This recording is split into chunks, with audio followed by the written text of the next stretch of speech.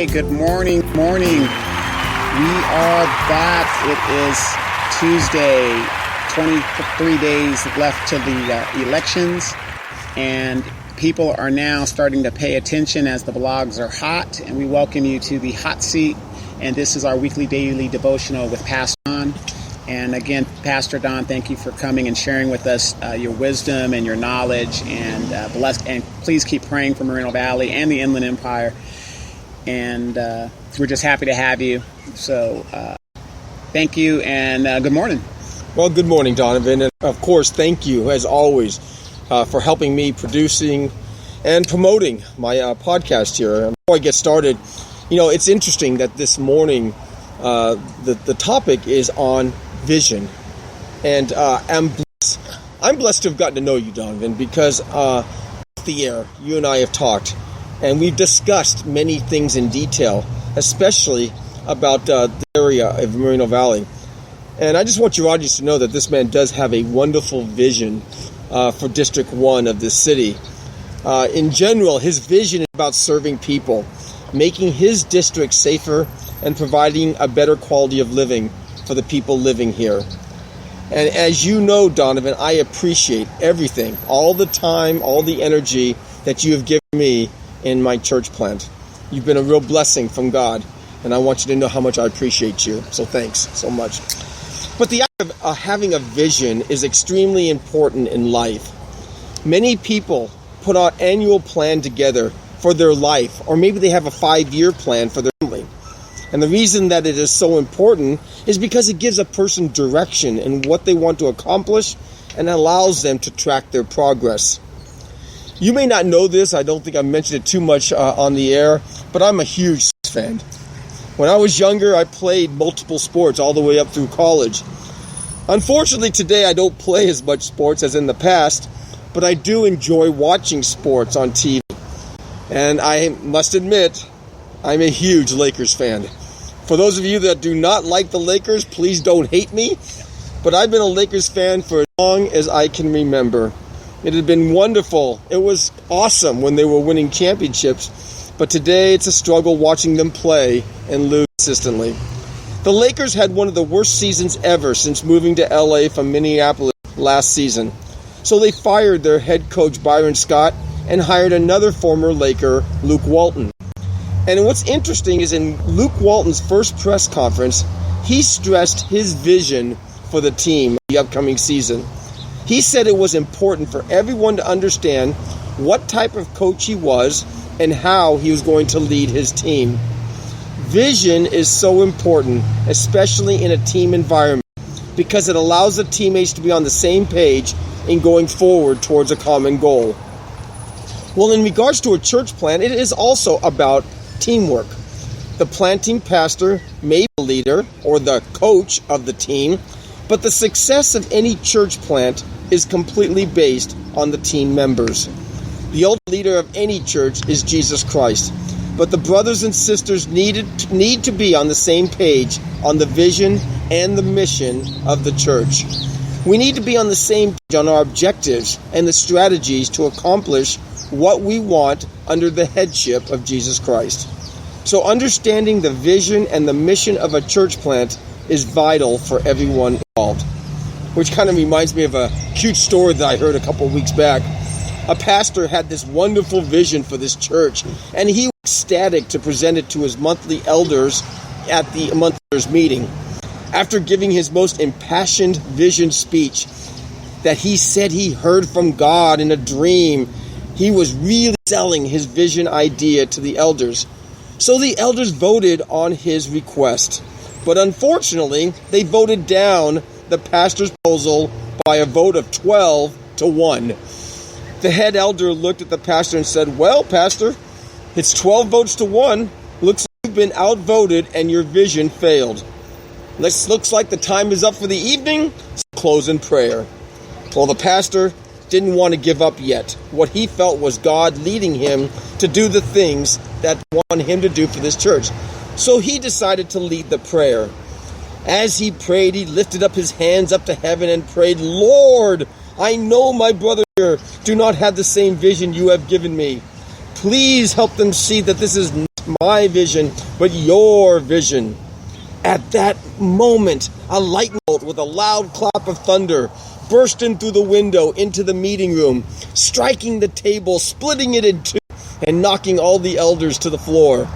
As the dust cleared, the pastor looked at the head elder and says, "So what do you think of my vision now?" The head elder dusted himself off, sighed, and said to the head pastor, "Well, I guess that means the vote's now 12-2, but you still lose." Well, let me tell you this, folks. If God is in charge of a certain vision, that is the only vote that counts. What I want to do right now is I want to take a couple minutes to give you my vision and mission statements for the Reflections Moreno Valley Church plant in Rancho Bulago. I pray that this vision and mission statement touches your heart in such a way that motivates you to want to be part of our team. So here's my vision statement. It's transforming lives of people through the power of the gospel. In other words, our vision is to make a difference in the lives of the people in Southeast Moreno Valley to bring them the gospel message. I want my personal life to reflect the gospel as a disciple of Jesus and be a disciple maker to the individuals in our church. And finally, my vision is to lead people to Jesus Christ, especially now as we are truly living in these end times. And then for those folks to be able to make a difference to others in their own inner world in the power of God. This church is here to lead people to Christ, and after conversion, then guide and teach them through the Holy Spirit to become effective witnesses of the gospel message. Now, my mission statement for Reflections Moreno Valley is to live a life as a reflection of the gospel message of Jesus Christ to the community.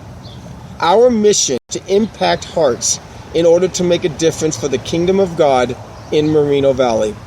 Our mission is also to have a heart for lost souls in this community and also abroad in presenting the gospel to them. And lastly, the mission of this church plant is to equip hearts to the truths of God through His Word in order to be a united force in our community of Rancho Bulago. Not only that, but the city of Moreno Valley and surrounding cities. We are here to live for God and be a reflection of Him to those around us. Folks, I just want to make this super clear. I love Jesus Christ with all my heart, but I love people as well. And I have a heart for the lost souls in this city. I want to plant seeds of Jesus to anyone who may want to surrender their lives to God. So I ask you, will you join me in planting this church and bringing the good news of Christ to Rancho Bulago? Will you consider being part of this plan from God to be the light in this area? This area of Southeast Moreno Valley needs a Bible-based, Christ-driven church. Together, we can make a difference for the glory of God. So I'm asking you to please mark your calendars to be at my Pastor Don event on October 29th, anytime between 11 a.m. and 1 p.m. Vista Lomas Park in Rancho Bulago. We will have snacks and drinks and the beautiful playground there for the kids. You can meet me, and of course Donovan, he will be there doing his hot show from there as well. And you don't have to stay long if you have other plans. I would love to meet you and your family and give you the next steps in starting this church in this area. I'm looking forward to seeing all of you there on the 29th. Now, if you have any questions or comments or just need prayer, please message me. My full name is Don Meinberg, or email me at reflectionschristianfellowship.com. Or you can comment on any of my devotionals, and I will definitely get back to you. Again, I want to thank you all so very much for considering joining us on the 29th, and I pray that you have a wonderful and blessed week. Okay, thank you, Pastor Don. Now, I'm going to be there on the 29th, that's very sure. And I ask my listeners to come and join us on the 29th. I'm going to be there. We are in the last days of the political season, so I want to hear some people's comments in regards to Pastor Don's church, if you got any ideas, and just tell some experiences that you deal with your church. But Pastor Don, I got a question. I got two questions, and I just want to ask you this because, I've been getting a lot of feedback saying that, well, you got this show called The Hot Seat, and we love your weekly devotionals, but Pastor Don is actually sitting on the hot seat. So a question I have is this, and this hasn't been canned. Pastor Don doesn't even know what I'm going to ask. As a parishioner myself, now, for some reason, everybody I'm a Catholic by faith and by birth, and so I'm kind of already. And you were a former Catholic, so we're already brainwashed from the beginning. We're Catholic because my parents were Catholic, and it goes on and on and on. That's a traditional thing. Now, my question for you is this: I'm a person of faith, and I see these pastors like yourself. You want to start this church, and I'm in a church, and the pastor has. It's funny that you said this thing about vision, and you go to these lot of churches, and these pastors have these great big visions of what they want to do for the church. And I visited a church where the pastor had, he built this, decent sanctuary and everything like that. And then it was like, oh, we're going to do this. And then we're going to do this. And then we're going to do this. And he's always asking and squeezing for more and more and more money. Now, this one that I want, this parking lot hasn't been built in over 20 years, but the pastor's running around in a nice classic car. You got some pastors in the Inland Empire that give out $100 bills. It's almost like they're pimping the congregation. I'm going to be straight up with that. So, we know in your church, other than, necessarily building it, once it's, then what? If you've even thought that far. Well, that's actually an excellent question. And unfortunately, there are many pastors out there that unfortunately do some very, let's say, questionable things when it comes to their vision and mission. And, I'm not here to knock anybody. I mean, they only have to answer to God. But see, my goal is, as you know, Donovan, I already have a church. I have a church in Paris called Reflection, same name, and I've been out there for over 5 years. And I guess I could talk from experience. We have a nice congregation out there. We're not very large. We're about a 20-man church. But see, once I got to that level, instead of continuously telling people, I need more money, I want a building, I need to just do all these things and just keep reaching out to the people for their wallets, I decided I wanted to start another church, because my goal is not to have the biggest building. I don't even have a building. I'm in a school in Paris. My goal is not to make a lot of money. I don't care about the money at all. My goal is to reach lost souls for Jesus. I know you're saying, oh yeah, you have to say that. Well, not really. I don't have to say that. A lot of people get in the ministry. It's a job to them, and they make a great living. They make a lot of money, and they're very, very satisfied. Well, that's never my goal, because even at Paris, I don't make hardly any money. And I was blessed by God to have a very successful business in which I basically walked away from, but I had a very hefty savings account. I had a lot of investments, and basically, Donovan, that's what I live on. I live on that, plus I do some jobs in the side, but I make very little money in the church, and I'm not saying this to brag. I'm saying because that's the reality of it. My goal is never to make money for me or just to make a church look nice. My goal has always been, in the 5 years plus that I've been in Paris and now starting here in Rancho Blanco, is to reach people for Jesus. And that's it. So if we ever got to that point that you just described, then I'd probably go plant another church in order to bring more souls to the Lord. So, yeah, I'm not one of those pastors. I got to be honest with you. Money doesn't drive me. What drives me is watching. I'm going to tell you, just give you an example. I'm going to tell you what drives me, Donovan. When I can have 10, 15 people come to my house in my pool and get baptized, that's worth more money to me than any paycheck you can give me. And we've been blessed in Paris. We've done 60, 70 baptisms in 5 years in a very small church. And I'm not saying, again, that to brag. That's what God has done, and that's what brings me joy. So that's where my heart is. That's what I enjoy, and that's what I would do if I ever got to that level. Right. And I ask that because I have a lot of friends that are Baptist, Northern Baptist, Southern Baptist, Western Baptist, Eastern Baptist, Baptist of the faith, Baptist of the... You know where I'm going with all these different denomination things. But I see them, and they're turned off by religion because of the prosperity preaching of a lot of pastors, because it seems like it's never enough. It's, the pastor's living in this super huge mansion and driving classic cars. His kids are going to private school. and the parishioners are as poor as dirt, and yet he has a vision for we need to start a school, we need to, things like that. So I just want people to understand out there that if you are under that experience and if you've had that experience, that's not going to be the experience you're going to get with this church plant at all. No, not at all. Because if Pastor Don's vision isn't what I think it is, and I think I'm a fairly good judge of character because, I'm very standoffish, and I tell it the way it is. I wouldn't be working with this guy. And I happen to believe in that vision because he wants to provide for the people and give them a place where they can go and get prayer, they can get outreach. And that's what we're lacking in this city. You've got all these churches, but there's really, the outreach is very minimal. I can't say there is none, but it's very minimal. And it's not known, or it's not above, because if it was, I would be running in saying, have you gone to such and such a church to do this outreach? Oh, it was awesome, it was great, it was this, is that. But again, I'm not knocking any churches or anything like that, but I'm saying is we need a new church with a vision that's going to do something a little bit different than what has been traditionally done. Now my second question is, we talk about vision.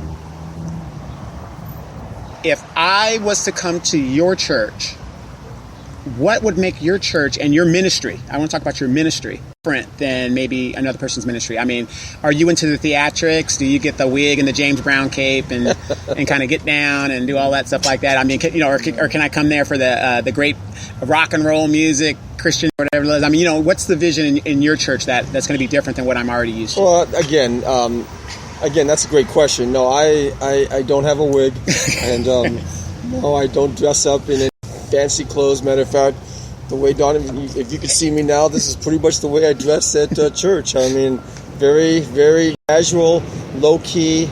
I think what sets us apart, and I guess the reason I'm going to be able to answer this question is because I've heard it so many times from my parish church. When people go into our parish church, I mean, let me set the stage for you. It's in a elementary school. It's in an NPR room, and it's completely cluttered with school-related things. So when you walk in, you're in an NPR room. Now, we do our best to make it look like a church, but it's not attractional. It doesn't wow you when you walk through the doors. But the one thing that everybody has said, that newcomers have said they've walked through those doors, is that the people are so friendly and they felt welcomed. They felt like they belonged when they first walked in, because everybody greets everybody with a smile, a handshake, a hug if that's allowed.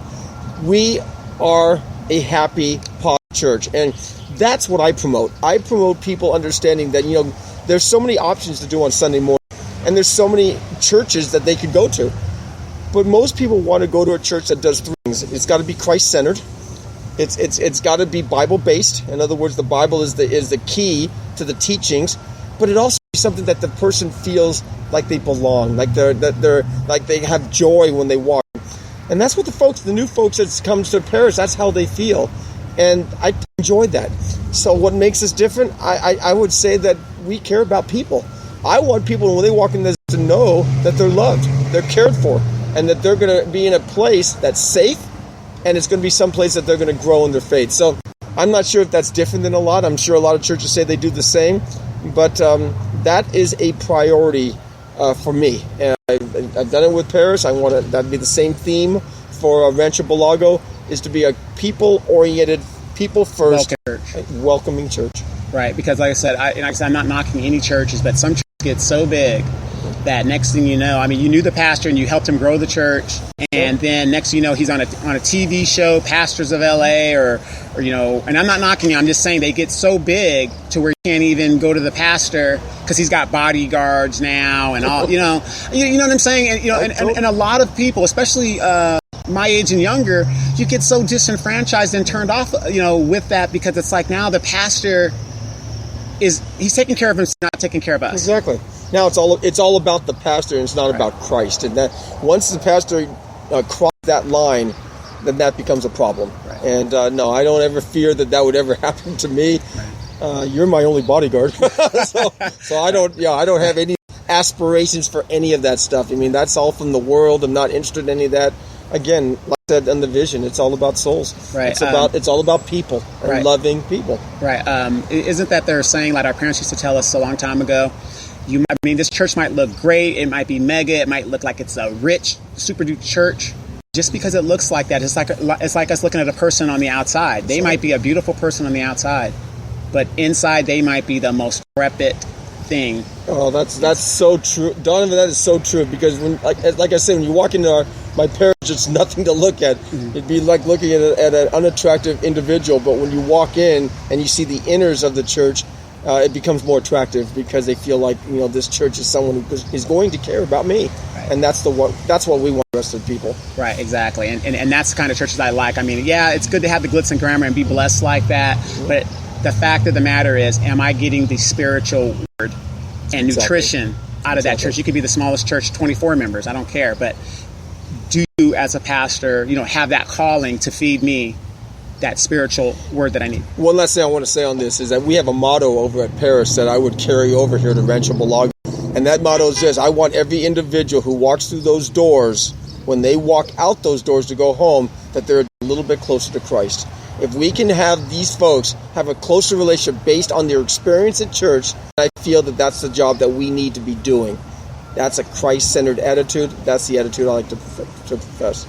Right. Again, Pastor Don, thank you this week. Like I said, your words are such a blessing every week. When, like I said, as I go through my trials and tribulations of the election cycle, always I just get. You get frustrated. You get I'm not a depressing type person, but you kind of get down on things. And I just listen to some of your devotionals, and I say, you know what, everything's going to be okay.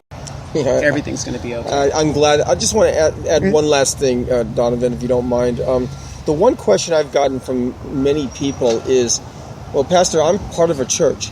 I'm already part of a church. Why would I come to your church plant when I'm already settled in another church in Moreno Valley? And my answer is the same. I'm thrilled to be in another church. If you're happy, that's awesome. I don't want to take you away from your church. That's the last thing I do. As long as you're getting blessed and you're lifted up spiritually, that's what I want. But the way you need to see a church plant is the same thing as going on a missionary journey to the other side of the world. You time out to help build up a kingdom, a community for God, but that doesn't mean you leave your church. You're there to help. You're here to support. You're there to serve, because we are all part of the same family. We are all the kingdom of God. So even if you're part of another church, I'm not interested in taking you away. That's never the goal. But the goal is that you can look upon this as a missionary journey, that you're going to take your time to help a church grow. And if you go back to your old church, that's great. That's what you want. But then you could be part of that foundational base that helped lift it in a brand new church in the area. So I want people to understand that this is not anything wanting to take anybody away from their churches, but you have an opportunity to be on the ground floor of something very, very exciting, and will not take you away from what you're already doing. Right, and then you also bring in ideas and knowledge from the church that you came from. So that really, it'll example, you start a church or you start anything. Mm-hmm. Like I'm working on my kitchen. I didn't know there was a hole in the wall, So if you have experience, that brings the church, so you don't have to fall through those pitfalls as well. Exactly. So even if you're involved in church, Moreno Valley or elsewhere, come by Meet Pastor Don event on the 29th. And like I said, you could talk to me and say, hey, I'm involved in the church, but I'd love to help. That's the type of people we want. Those are the type of people that I'm praying that God leads to this event, because I will tell you this, and I'll tell this to Donovan as well. If you are a part of this, you will be blessed. The people that helped me start Parish Church still talk about how blessed they were, that God has blessed the church and we're still going out there. So you will be blessed. So I just pray that you're able to join us out there on the 29th from any time from 11 to 1 and meet me, maybe get on the radio show if that's what your desire is, but then being led by God to do something wonderful for God's kingdom. Amen. Amen. Again, thank you, Pastor Don. Thank you for letting me put you on the hot seat and ask you some questions off the cuff. Because we are the hot seat. So, like I said, and I thank you for coming on the show, because you don't have to come on the show. Once again, please, on the 29th, please come out and visit with us. I'm going to be out there. We have the hot every week here on Day Street at the Starbucks, 10 o'clock, 45 minutes. Come out and have a coffee with us. Say hi. If you want us to pray with you, we will pray with you. Again, Pastor Donnie's not a political man. We're just somebody that works together. And again, he's praying for Moreno Valley, and he's praying for our leaders. And like I said, God has already got the answer to who's going to represent us in these elections. So, and if that's God's will, let His will be done. So we'll see you again next week. This has been the Hot Seat Radio Show, and don't forget to tune in on Wednesdays.